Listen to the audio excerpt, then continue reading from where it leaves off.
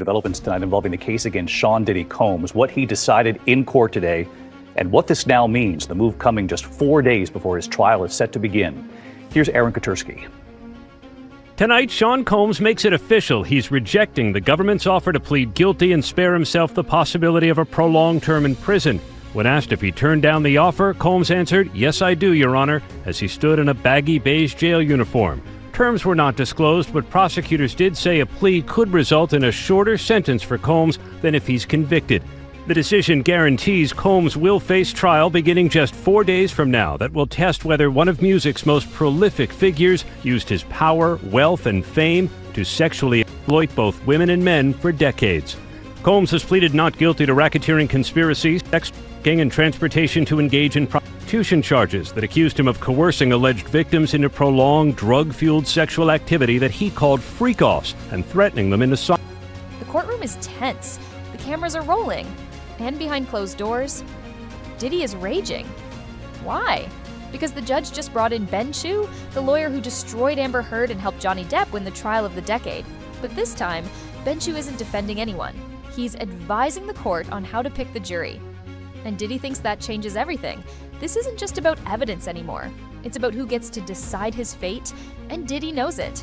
Let's break down exactly what happened in court, why Diddy lost it, and how this twist could make or break the biggest celebrity criminal trial in years. I think you want somebody who wants to serve, someone eager to serve, because that suggests that person might be inclined toward a celebrity like Diddy. I would also, in this case, I would want men, not because men support abuse, but I could see this being very difficult for women jurors. I would want younger jurors as well. I don't know that older jurors would be good for him. Do you care where they get their news? Do you care if they go on social media?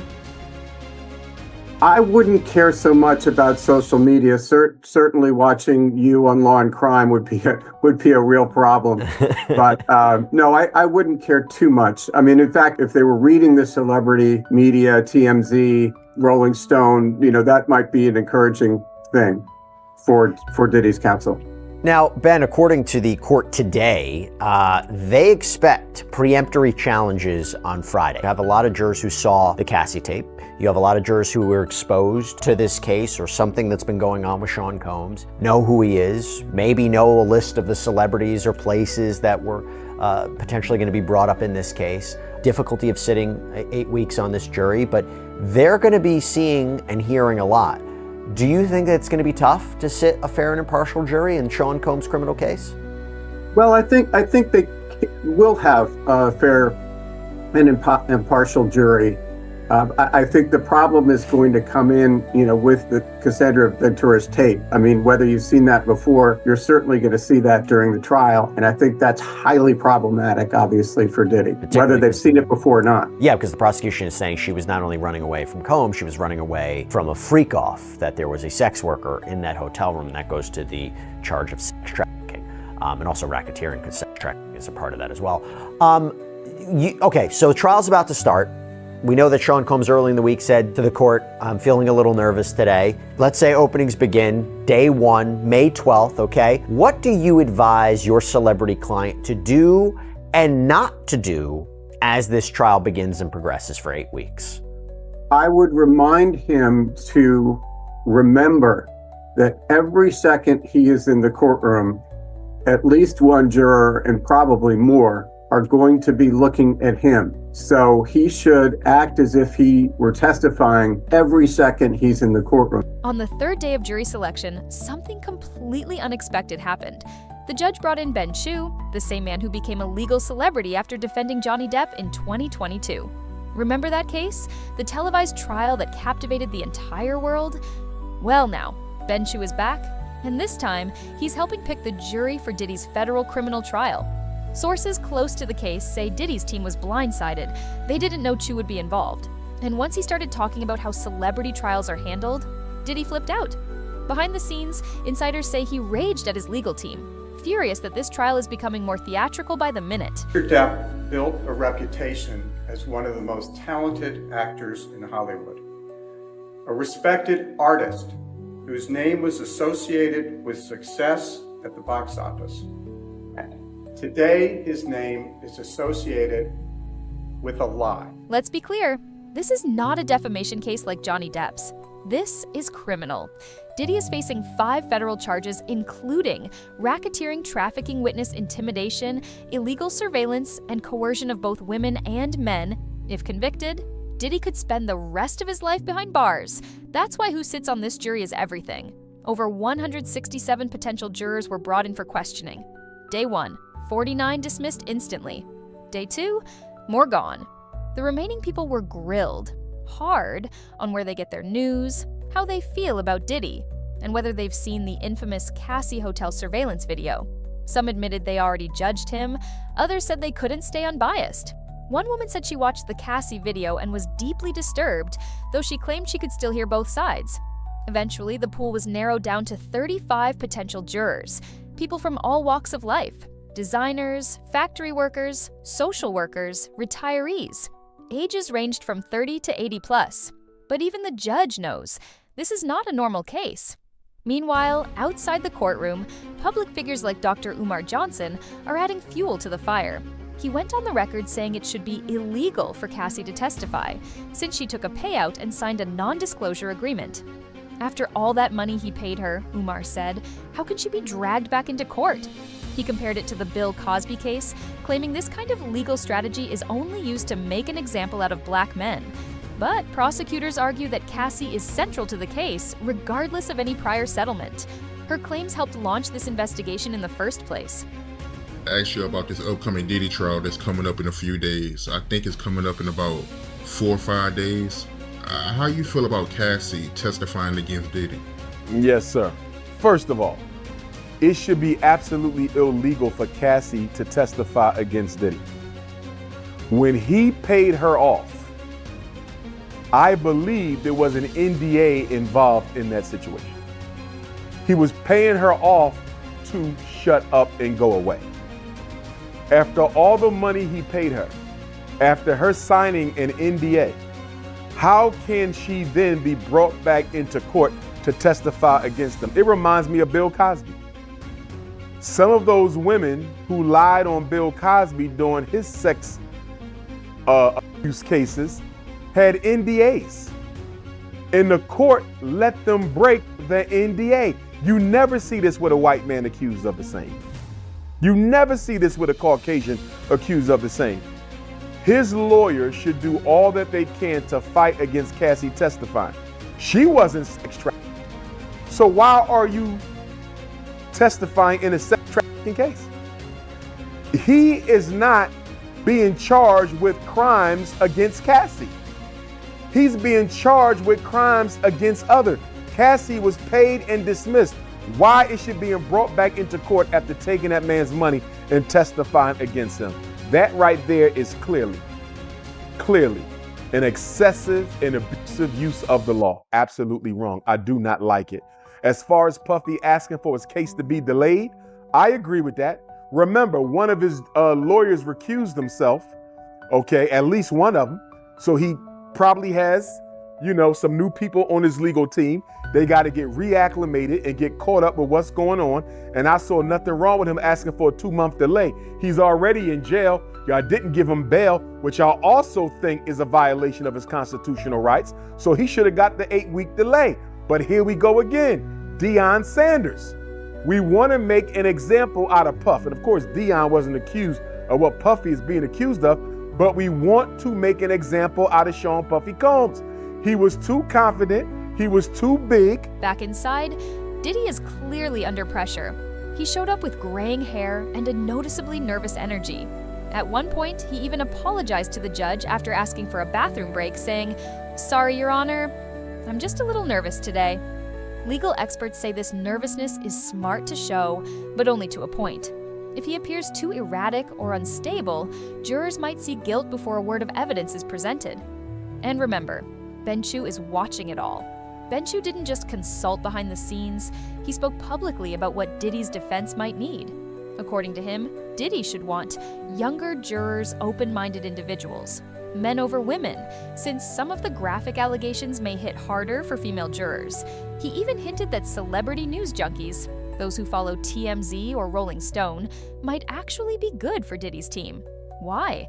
Because they might already be desensitized to Hollywood scandal, or might even idolize Diddy from his music days. But here's the twist. That's a double-edged sword. Some of these same jurors might have already watched the 2016 hotel assault video where Diddy was caught on camera kicking and dragging Cassie. Let's talk about it. The hotel video, leaked by CNN, shows Diddy physically assaulting Cassie Ventura in a hallway. It's graphic, it's damning, and it's real. After the video dropped, Diddy apologized publicly, saying, "My behavior on that video is inexcusable. I take full responsibility." But now, his lawyers are backpedaling, calling it a moment from a toxic relationship, not a criminal act. The judge wasn't buying it. When the defense tried to downplay the video, the judge snapped back. What's love got to do with kicking someone? Anything, I mean, how much research can you do in terms of, did they search for something? Did they say something? I always am curious about that because you come into court the next day and you always hear a prosecutor or defense attorney say, court, we have an issue we would like to bring to your attention. Juror number 5 was looking, it's like, how did they find that out? Is that what happens?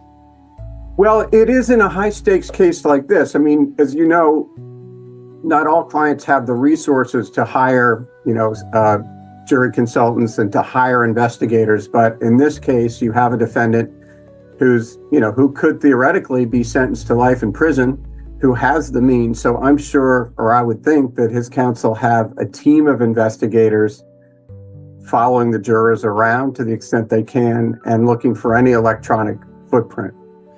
Now, I mentioned before how can you believe the jurors? How do you know they're telling the truth? Well, I'll tell you what we've seen so far in the Combs jury selection process, you have what seems to be a lot of honesty, okay? Because you had one prospective juror who told the court that she had been sexually assaulted as a teenager, and that if the defense brings up at trial that, look, these alleged victims didn't report what they say happened to them, this juror indicated they would understand why, and they would be biased in the alleged victim's favor. This juror was excluded.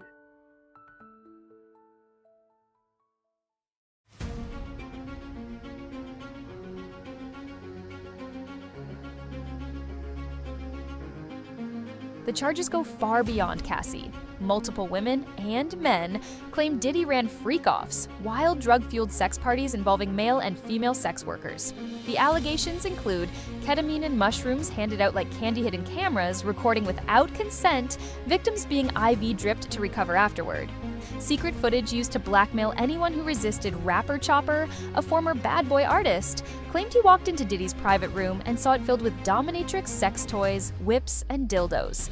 He called it the weirdest thing I've ever seen. And then there's the MTV cameraman story. One former producer says he left MTV entirely after Diddy invited him into his office and told him to perform oral sex. The man was so shaken, he quit immediately. Chopper, who confirmed the conversation, said it didn't sound far-fetched at all. When even former employees start coming forward with stories this dark, jury perception becomes impossible to control. Now here's the kicker. Diddy had a chance to take a plea deal, and he said no. 4 days before the trial was set to begin, prosecutors confirmed they had offered him a deal that could reduce his sentence. But when asked in court if he accepted, Diddy said, "Yes, I do, Your Honor. I reject it." That move stunned the courtroom, and it told everyone one thing: Diddy is rolling the dice. The jury is being finalized. The trial officially begins May 12th. Diddy's legal team now includes Mark Agnifilo, ex-IBM Cult Defense, Brian Steele, Young Thug's lawyer, and Alexander Shapiro, a top federal defense attorney. They argue Diddy's lifestyle was extreme, but consensual. They say he's imperfect, not criminal. But with the Cassie video, the freak-off allegations, and now Ben Chu advising the court, the odds are stacked high. What started as a celebrity scandal has become a full-blown federal showdown. A jury will soon decide whether Diddy is a flawed man or a criminal mastermind who used power, drugs, and violence to control others for decades. And with Ben Chu now involved, even from the sidelines, this trial just got more unpredictable. Let us know in the comments, do you think Diddy will be convicted?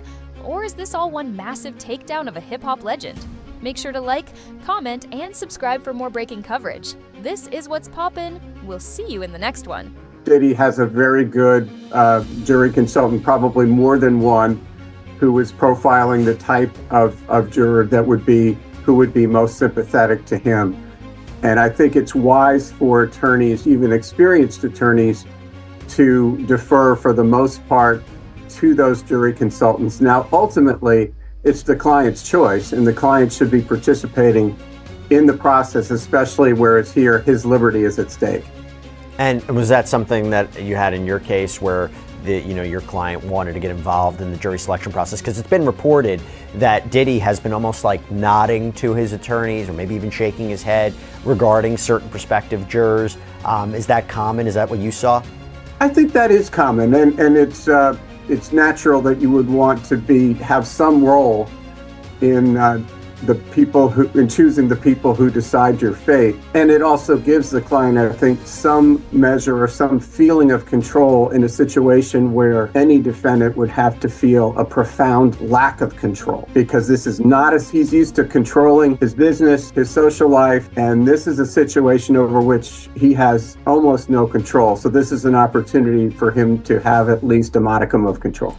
And these preemptory challenges, each side will get a certain amount of them to strike jurors. It doesn't have to be for cause, it could be for whatever reason they want, but there are limitations. So they can't strike jurors because of race or gender or ethnicity. How on earth is the court supposed to know that? How on earth, the defense or the prosecution's not going to come out and say that's the reason they're excluding a juror. Last